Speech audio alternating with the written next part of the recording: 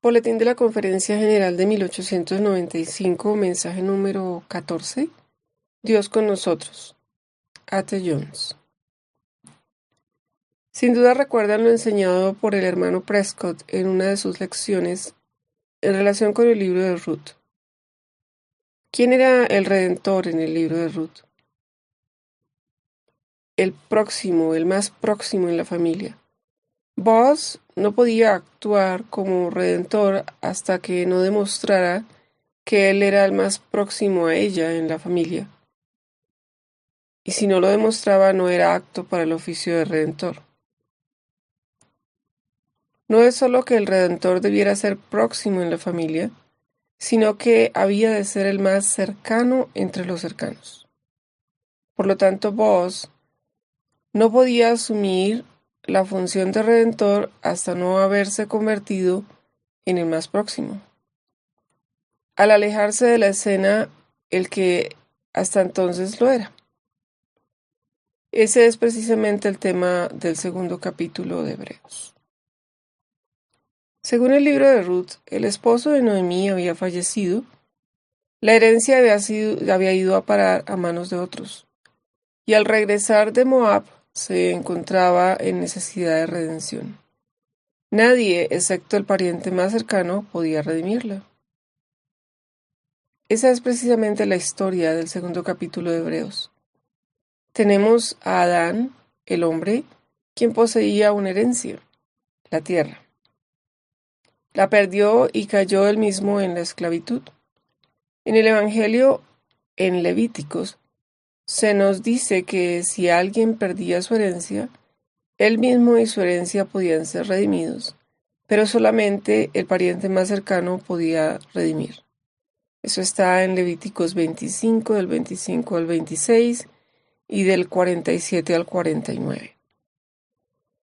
Hay un hombre en la tierra, Adán, que perdió su herencia y resultó él mismo perdido. Ustedes y yo estábamos todos en él y necesitábamos un redentor. Pero solo el pariente de sangre más próximo puede asumir el oficio de redentor. Jesucristo es más cercano que un hermano, más cercano que cualquier otro. Es un hermano, pero es el más cercano entre los hermanos. De hecho, el pariente más próximo. No es solamente uno con nosotros, sino que es uno de nosotros y uno con nosotros al ser uno de nosotros. La gran lección que estamos aún estudiando y el pensamiento clave es cuán enteramente Jesús es nosotros mismos. Hemos visto en la lección anterior que Él es realmente nosotros. En todos los puntos en los que nosotros somos tentados, Él fue nosotros. En todos los puntos en los que me sea posible ser tentado, Él, en tanto que yo, estuvo allí mismo, contra toda la maquinación e ingeniosidad de Satanás en su intento por tentarme. Jesús, en tanto que yo, estuvo allí, enfrentando todo eso. Contra todo el poder de Satanás para tentarme, Jesús estuvo como yo mismo y venció. Otro tanto sucedió contigo y con el otro hombre, y abarcando así a toda la raza humana. Él se tiene en todo punto en el que cualquier componente de la humanidad pueda ser tentado, como en sí mismo o de sí mismo. En todo ello el Señor es nosotros, y en Él estamos completos contra el poder de la tentación. En Él somos vencedores, puesto que Él, en tanto que nosotros, venció. Confiad, yo he vencido al mundo. Juan 16:33. Y analizando la otra tarde, la forma en la que Él vino a ser nosotros, vimos que fue por el nacimiento de la carne. Él es del linaje de David según la carne, Romanos 1:3. No tomó la naturaleza de los ángeles, sino la naturaleza de la simiente de Abraham, y de su genealogía retrocede, y su genealogía retrocede hasta Adán. Ahora ya sabéis que cada uno es tentado cuando de su propia pasión es atraído y seducido, según Santiago 1:14. Tal es la definición de tentación. No hay ni una sola tendencia al pecado en ti o en mí que no estuviera ya en Adán cuando fue expulsado del Edén. Toda la iniquidad y todo el pecado que han venido al mundo provinieron de aquello y se originaron en él estando allí. No se hicieron todos manifiestos en él, no aparecieron en él de forma abierta, pero se han manifestado en la acción en aquellos que han provenido de él. Así, todas las tendencias al pecado que han aparecido o que están en mí me han venido desde Adán, y también las que hay en ti y las que hay en el otro hombre. Todas las tendencias al pecado que hay en la raza humana vinieron desde Adán. Pero Cristo Jesús sintió todas esas tentaciones, fue tentado en todos esos puntos en la carne que él tuvo, derivada de David, de Abraham y de Adán. Su genealogía incluye una cierta proporción de vidas caracterizadas por la injusticia. Manasés figura allí, quien actuó peor que cualquier otro rey de Judá e hizo que Judá obrara peor que los paganos. Allí está Salomón, cuyo carácter describe la Biblia tal cual era. Allí está David, Rahab, Judá, Jacob, todos ellos descritos tal cual fueron. Pues bien, Jesús vino, según la carne, al final de esa línea de descendencia de la humanidad. Vino según la carne al final de esa línea genealógica. Y existe eso que llamamos herencia. Ustedes y yo tenemos rasgos de carácter y facciones que nos vienen desde lo antiguo. Quizá ni siquiera de nuestro padre o abuelo, sino de sus antecesores en generaciones precedentes. Y eso lo encontramos referido en la ley de Dios. Abro comillas, que visito la maldad de los padres sobre los hijos hasta la tercera y cuarta generación de los que me aborrecen, y hago misericordia por millares a los que me aman y guardan mis mandamientos. Cierro comillas. Es muy cierto lo que expresa el dicho popular, de tal palo, tal astilla. Es una ley de Dios. Aunque se la transgreda, no dejará de cumplirse. La transgresión de la ley no cambia la ley, sea esta física o moral. La ley actúa cuando se le transgrede, mediante el mal en el que se incurre, de igual forma en que habría obrado para justicia en el caso de que no se la hubiera transgredido. Si el hombre hubiera mantenido siempre su rectitud, tal como la tenía cuando fue creado, su descendencia habría poseído esa misma característica. Cuando la ley fue transgredida, la descendencia continuó en la línea equivocada, y la ley actuó en el sentido desfavorable por haber sido objeto de abuso. La ley, según la cual los objetos materiales experimentan una tendencia o atracción hacia el centro de la Tierra, es una buena ley. Sin la ley de la gravedad sería imposible la vida en la Tierra, tal como la conocemos. Es la ley que nos mantiene sujetos a la Tierra y permite que nos desenvolvamos y desplacemos en su superficie. No obstante, si se produce una discontinuidad de nuestro apoyo sobre la Tierra, si nuestros pies patinan y perdemos la base, o si estamos en un lugar elevado y se quiebra un soporte o base, la ley de la gravedad está presente y nos atrae abajo con una fuerza increíble. Observen. La misma ley que permite que vivamos y que nos movamos y nos desplacemos sobre la tierra con la comodidad con la que lo hacemos, es la ley que nos beneficia cuando estamos en armonía con ella.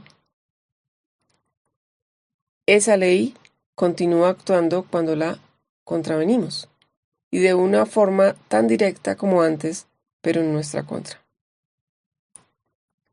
Lo anterior no es más que una ilustración de la ley referente a la naturaleza humana. Si el hombre hubiera permanecido allí donde Dios lo puso, y de la forma en que lo puso, la ley habría obrado directa y favorablemente. Cuando el hombre rompió su armonía precedente con ella, continuó actuando directamente, pero en su contra. Esa ley de la herencia alcanzó desde Adán hasta la carne de Jesucristo tan ciertamente como alcanza a la carne de cualquiera del resto de nosotros, ya que Él fue uno de nosotros. En Él hubo cosas que venían desde Adán, otras desde David, desde Manasés, desde la genealogía en su mismo principio hasta su nacimiento. Así, en la carne de Jesucristo, no en Él mismo, sino en su carne, nuestra carne que Él tomó es naturaleza humana. Habían las mismas tendencias al pecado que hay en la tuya y en la mía. Y cuando fue tentado, fue atraído y seducido por esos deseos que están en la carne. Esas tendencias al pecado que estaban en su carne tiraban de él y procuraban seducirlo a que consintiera en lo incorrecto. Pero por el amor de Dios y por su confianza en Dios, recibía el poder, la fortaleza y la gracia para decir no a todas ellas, manteniéndolas en completa sumisión. Y así, en semejanza de carne de pecado, condenó el pecado en la carne. Todas las tendencias al pecado que hay en ti estuvieron en él, y no se permitió que apareciera ninguna de ellas. Todas fueron perfecta y continuamente sostenidas. También hubo en él todas las tendencias que hay en el otro hombre, sin permitir que apareciera ninguna de ellas. Eso equivale completamente a decir que todas las tendencias al pecado que alberga la carne humana estuvieron en su carne humana y a ninguna de ellas le permitió aparecer. Las conquistó todas, y en él todos tenemos la victoria sobre todas ellas. Muchas de esas tendencias que hay en nosotros han aparecido en la acción, habiéndose concretado en pecados cometidos, en pecados abiertos. Hay una diferencia entre tendencia al pecado y la aparición de ese pecado en la acción. Hay en nosotros tendencias al pecado que todavía no han aparecido, pero lo han hecho infinidad de ellas. Él conquistó todas las tendencias que no han aparecido. ¿Qué sucede con los pecados que han aparecido? Jehová cargó en él el pecado de todos nosotros. Isaías 53:6. Él mismo llevó nuestros pecados en su cuerpo sobre el madero. Primera de Pedro 2:24. Queda pues claro que todas las tendencias al pecado que estando en nosotros no han aparecido y todos los pecados que han aparecido fueron puestos sobre él. Es terrible, es cierto, pero qué gozo en esa terrible verdad radica nuestra completa salvación. Observémoslo de otro modo. En relación con aquellos pecados que hemos cometido, nosotros mismos hemos sentido la culpabilidad de ellos y por ellos. Nos hemos sentido condenados por ellos. Todos le fueron imputados a él, fueron puestos sobre él. Ahora, una pregunta. ¿Sintió él la culpabilidad por los pecados que le fueron imputados? ¿Fue consciente de la condenación de los pecados, de nuestros pecados, que fueron puestos sobre él? Jamás fue consciente de pecados que él hubiera cometido, puesto que no cometió ninguno. Eso está claro. Pero nuestros pecados fueron puestos sobre él, y nosotros éramos culpables. ¿Sintió la culpabilidad de sus pecados? ¿Tuvo conciencia de condenación en relación con esos pecados? Vamos a analizar este tema de forma que toda alma en esta casa pueda afirmar que la respuesta es sí. Lo expresaré de otro modo. Vamos a analizar ese tema de forma que toda alma en esta casa o bien dirá sí, o bien pueda decirlo si lo desea, porque pudiera haber alguien aquí que desconozca la experiencia que voy a evocar a modo de ilustración, como para poder decir sí, pero la mayoría sí la habrá pasado y dirá sí inmediatamente. Dios imputa justicia, la justicia de Cristo al pecador que cree. Imaginad al hombre que no ha conocido otra cosa en su vida excepto el pecado, excepto la culpabilidad del pecado y su condenación. El tal cree en Jesucristo y Dios le imputa la justicia de Cristo. Entonces, ese hombre que jamás había producido una partícula de justicia en su vida interior, se vuelve consciente de la justicia. Entró en su vida algo que nunca antes había existido allí. Él es consciente de ello, es consciente del gozo y libertad que trae. Dios imputó nuestros pecados a Jesucristo, tan ciertamente como nos imputa a nosotros su justicia. Pero cuando Él nos imputa justicia a nosotros, que no somos más que pecadores, somos conscientes de ello, nos damos cuenta, sentimos el gozo que trae. Por lo tanto, cuando Él imputó nuestros pecados a Jesús, Él fue consciente de la culpabilidad y condenación de ellos. Lo fue tan ciertamente como el pecador que cree se vuelve consciente de la justicia de Cristo que Él le imputa, que es puesta sobre Él, y de la paz y gozo que conlleva. En todo eso Jesús fue precisamente nosotros. Fue hecho realmente como nosotros, en cada aspecto. En todo lo que atañe a la tentación, Él fue nosotros. Fue uno de nosotros en la carne. Fue nosotros, lo fue en la tentación. Y en culpabilidad y condenación fue precisamente nosotros mismos, ya que fueron puestos nuestros pecados, nuestra culpabilidad y nuestra condenación sobre Él. Ahora, en relación a lo que hemos dicho de nuestros pecados, ¿cuántos de ellos? Todos fueron puestos sobre Él, y Él llevó la culpabilidad y condenación de todos ellos, y también respondió por ellos, pagó, hizo expiación por ellos. Por consiguiente, en Él quedamos libres de todo pecado que jamás hayamos cometido. Esa es la verdad. Alegrémonos por ello y demos eterna alabanza a Dios con gozo inefable. Él tomó sobre sí todos los pecados que hemos cometido, respondió por ellos y los quitó de nosotros por siempre. Y todas las tendencias al pecado que no han aparecido como pecados cometidos, a esas las sometió por siempre a sujeción. Renueva así todo el equipo y somos libres y completos en Él. Cristo es el Salvador completo.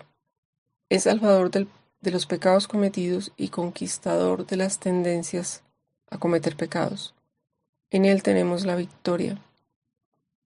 No somos más responsables por esas tendencias que hay en nosotros de lo que lo somos por el sol que brilla en el cielo.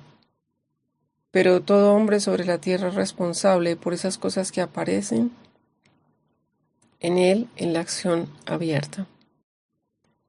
Antes que supiéramos de Cristo, aparecieron ya muchas de ellas en la acción. El Señor las ha llevado sobre sí y las ha quitado. Desde que supimos de Cristo, esas tendencias que no han aparecido, Él las condenó como pecado en la carne. ¿Permitirá quien cree en Jesús que reine en su carne aquello que Cristo condenó en la carne? Tal es la victoria que pertenece al creyente en Jesús. Ciertamente, aunque un hombre pueda poseer todo esto en Jesús, no puede aprovecharse de ello si no cree en Él. Considerémonos ese hombre que no cree en absoluto en Jesús. ¿Acaso no ha hecho Cristo en su favor la misma provisión que por Elías, que habita el cielo? Y si ese hombre quiere tener en Cristo, a Cristo por Salvador, si desea la provisión hecha por todos sus pecados y salvación de todos ellos, ¿tiene Cristo que hacer alguna otra cosa a fin de proveer a favor de los pecados de tal hombre o para salvarlo de ellos? No, todo está hecho ya. Cristo hizo ya provisión a favor de todo hombre cuando estuvo en la carne, y todo hombre que crea en Él ha de recibir sin necesidad de repetición de ninguna parte de ella. Cristo, habiendo ofrecido una vez para siempre un solo sacrificio por los pecados. Eso es Hebreos 10:12. Y habiéndonos purgado por sí mismo de nuestros pecados, se sentó a la diestra de la majestad en los cielos. Así, todo es en Él, y todo el que cree en Cristo lo posee todo en Él, y es completo en Él. Es en Él y en ello radica la bendición, porque en Él habita corporalmente toda la plenitud de la divinidad. Colosenses 2:9. Y Dios nos otorga su Espíritu eterno y su vida eterna, una eternidad en la cual vivir, a fin de que ese Espíritu eterno nos pueda revelar las profundidades eternas de la salvación que tenemos en aquel cuyas salidas son desde los días de la eternidad. Miqueas 5:2. Ahora veámoslo de otra forma. Leamos Romanos 5:12. Leo, abro comillas. Por lo tanto, como el pecado entró en el mundo por un hombre y por el pecado la muerte, así la muerte pasó a todos los hombres por cuanto todos pecaron. Cierro comillas. Continúo en el versículo 18 y 19. Abro comillas. Así que, como por la transgresión de uno, ese hombre que pecó, vino la condenación a todos los hombres, de la misma manera, por la justicia de uno, ese hombre que no pecó.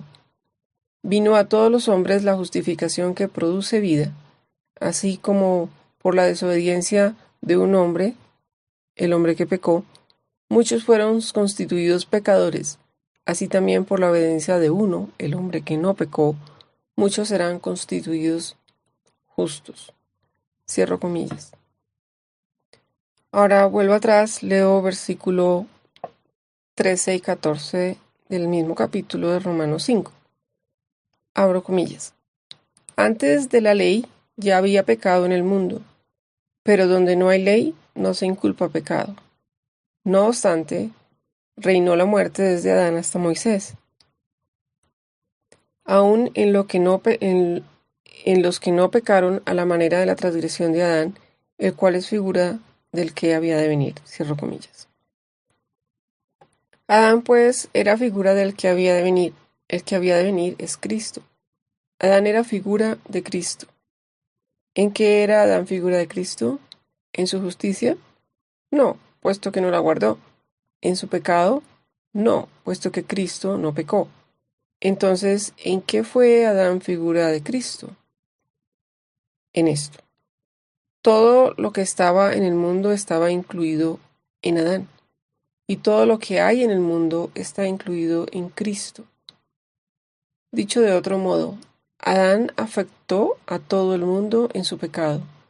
Cristo, el segundo Adán, en su justicia afecta a toda la humanidad.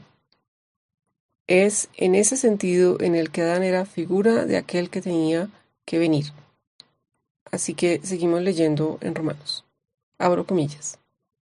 Pero el don no fue como la transgresión, porque si por la transgresión de aquel uno muchos murieron, la gracia y el don de Dios abundaron para muchos por la gracia de un solo hombre. Cierro comillas.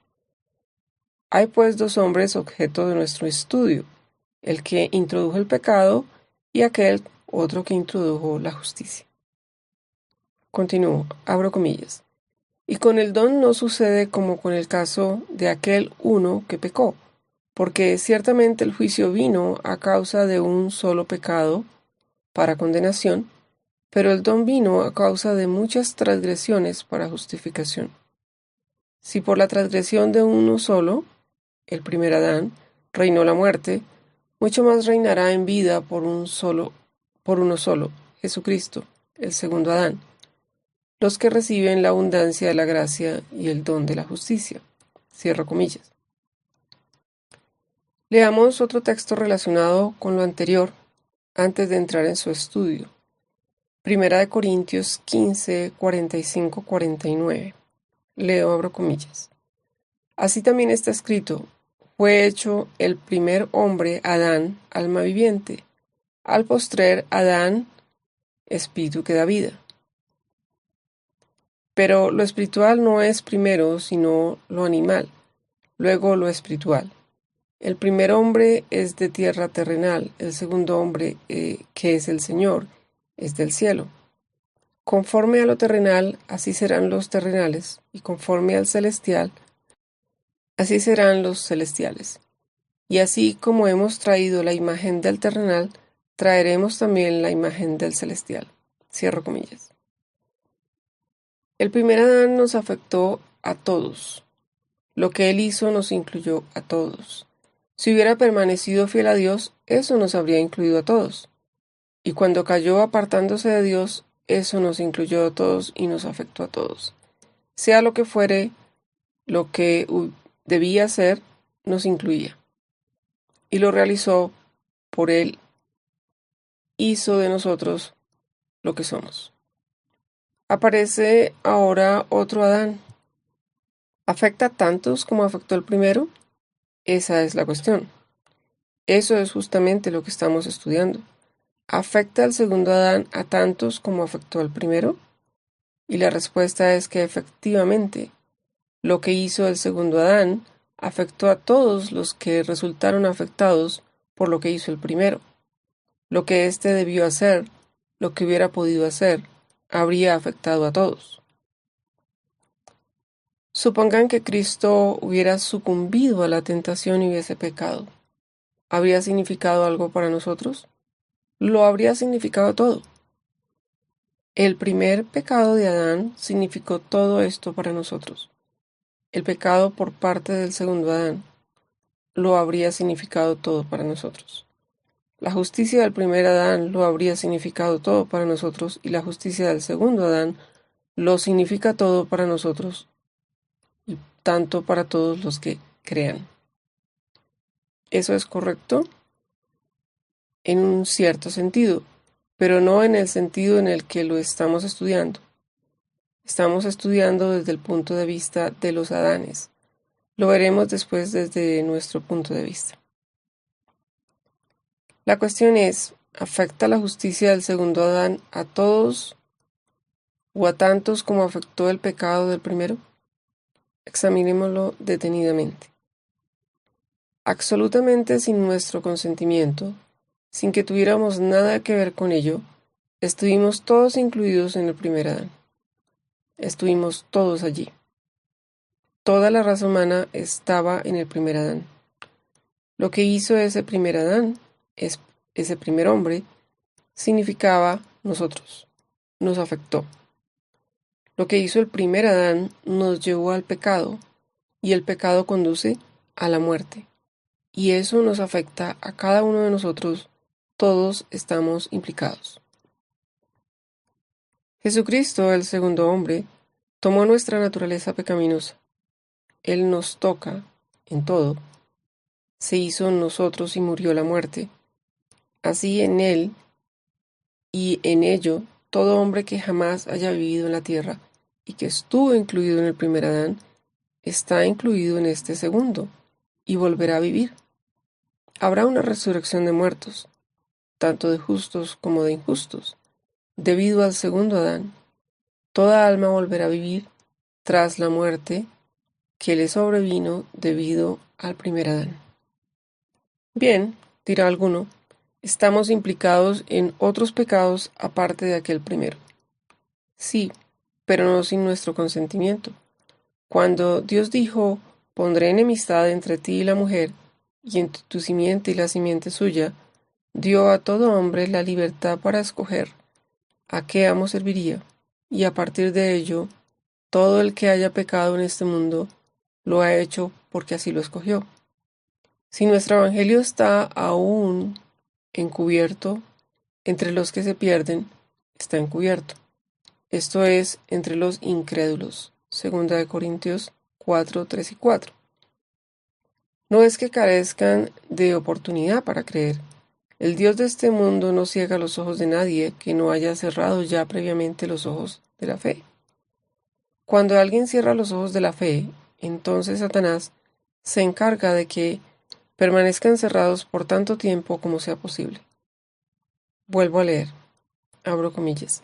Si nuestro evangelio, el evangelio eterno, el evangelio de Jesucristo, que es Cristo en vosotros, la esperanza de gloria, desde los días del pecado del primer Adán hasta ahora, está aún encubierto entre los que se pierden, está encubierto.